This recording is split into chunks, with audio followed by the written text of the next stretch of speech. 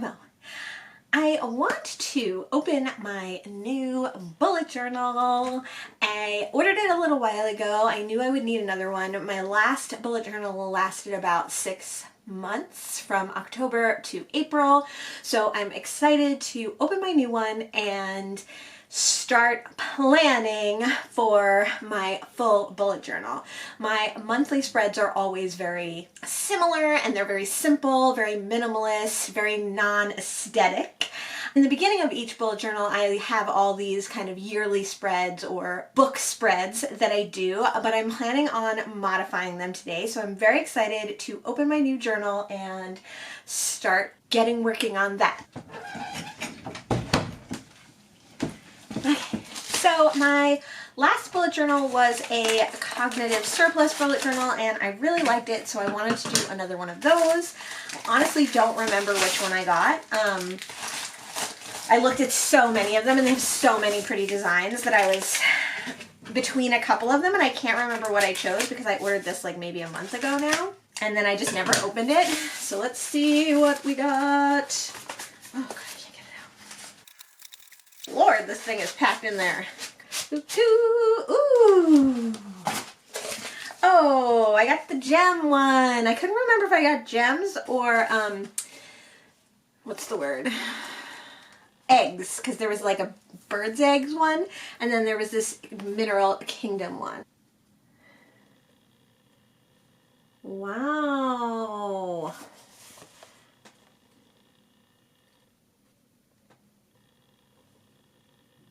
I got it .grid. There's my new journal. Not sponsored by Cognitive Surplus, but if they want to, I'm right here for you. To start with, I got my new bullet journal, my previous bullet journal, and my notebook out so that I could see what things I needed to put in my new bullet journal. I'm just finishing this bullet journal up. It lasted me from October 2020 to April 2021. I like that the journals have that beginning part where you can write the date. That's super fun. I'm just looking back through this previous bullet journal to see my spreads for the months. I put a paper clip when I'm done with them, and then there's a little look at my last month of April. There's also quite a few blank pages at the end. Then I turn the book over and I have my blog draft lists. So these I make and cross off when they're done. To start the new book, I'm going to start with the index. I don't number the index pages, so my first numbered page will be my future log. Here I'm working on my future log. I find a lot of people say this is tedious and they don't like making a future log, but I actually find it really helpful. I'll go through the calendar for the year and put important dates, and then that way when I do my monthly spreads, I already have some of the events for that month laid out and I can just reference back to them. I will put important dates from my family, and I will also put dates that are holidays and public events, things that I want to keep track of. Here I'm going back and writing in the index where my future log is, and then I'm moving on to a new spread, so I'm checking my notebook.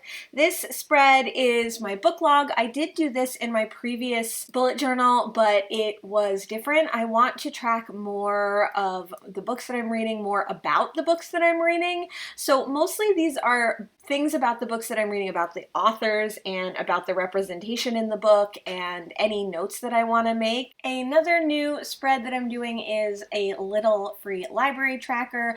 I've been visiting a lot of little free libraries. I kind of have a project where I'm trying to find all the little free libraries in Monmouth County, New Jersey. I'm not sure exactly how that spread's gonna go, so I just kind of left most of it blank. Another spread that I'm not sure how it's gonna go is my booktube tracker. I want to start tracking the booktubers I like and kind of what their booktubes are about.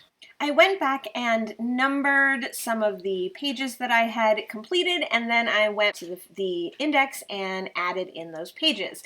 I think that this is a great practice for bullet journals in general because you always know where your pages are, and in any bullet journal you can go ahead and look at your index and find what you might need to find out of that bullet journal. Those were the new spreads that I'm making for this new bullet journal. Obviously I did not fill in a lot of them, and I will in the future. I'll probably film that as well, but since they're new spreads, I'm not quite sure how they're going to work.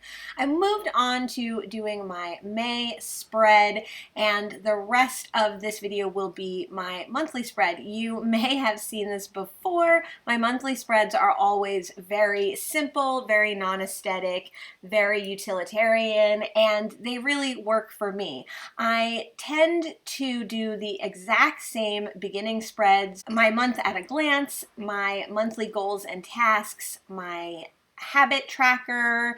Those spreads are always very similar. Today I'm only doing the layout for these spreads, and I'm not going to be filling in all the details of the spreads. My content calendar for my blog always stays the same. My BookTube content calendar tends to change a little bit. I've been trying to perfect this one. I originally just did the same as my blog content calendar, but it doesn't quite work. So I've been adding things.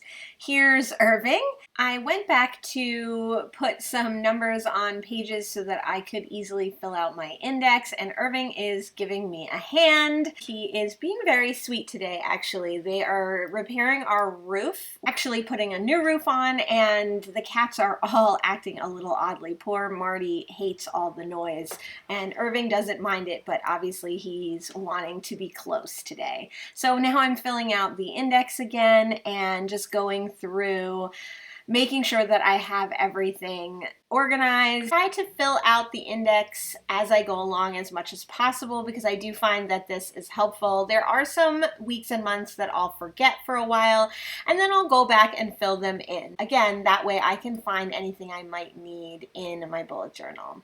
Here I'm creating my May expenses tracker and my May sleeping tracker. These two spreads never change. They're always the same month to month. These two spreads are also really easy to fill in. I try to do the fill in at least every day, but sometimes it's every other day.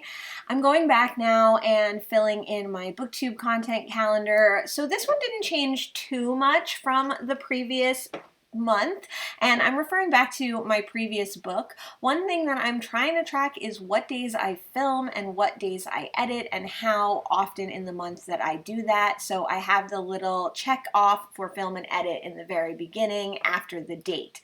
Then I also really want to figure out when I film and edit what the exact steps are so that I make sure that I never forget a step. I also like to keep track of a little bit of the previous month and a little bit of the next month so that I can really organize the videos that I'm going to be making. Going back and filling in my blog log and content calendar for my blog. This one again never changes. I'm only filling in the spreads instead of the details of the spreads. I'll go back to both my BookTube content calendar and my blog content calendar, and I will fill in like my regular series. I'll fill in some of my ideas for the month. In my content calendar, I like to put like approximately what days I like to put things. So on Saturdays, I like to do a book post. On Sundays, I like to do a sewing post. On Mondays, I like to do my video recap from the month.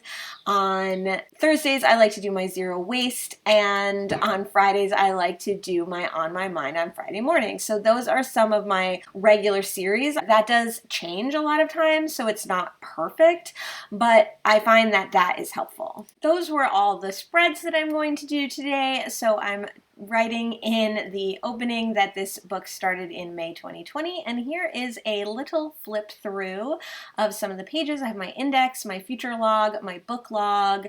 I'm doing a free little library tracker. I'm doing a booktuber tracker, May 2021, my goals and tasks. I have my habit tracker.